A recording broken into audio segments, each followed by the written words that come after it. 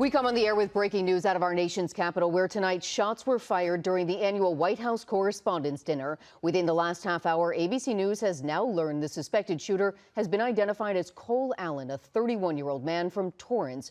Right now, he is in federal custody. Thanks for staying with us after basketball. I'm Liz Nagy. And I'm Jory Rand. That suspected shooter made it inside the Washington Hilton, but never made it into the ballroom itself, where President Trump was seated on the dais at the time the shots were fired. The president said tonight a Secret Service agent was shot, saved, he says, by his bulletproof vest. Here are the dramatic moments. The shots were heard and the Secret Service rushed the stage to secure the president and vice president.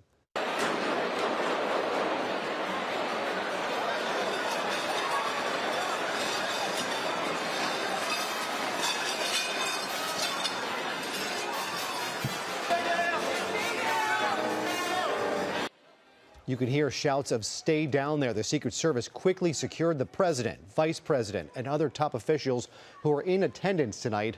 The event was canceled eventually. The chief of the Washington, D.C. Metro Police Department reporting tonight the gunman was armed with a shotgun, a handgun, and multiple knives. And there are questions tonight as to how someone armed like that was able to make it that close to the president of the United States. President Trump also posted this video to his social media page showing that suspected shooter sprinting through the lobby of the Washington Hilton right past law enforcement officers, who then pull out their guns and eventually take him down. Now, tonight's annual dinner was significant. This was the very first time President Trump had attended the dinner as president during either of his terms. President Trump was clear he wanted that dinner to continue after the shooting, but the Secret Service deemed it too dangerous and it was called off.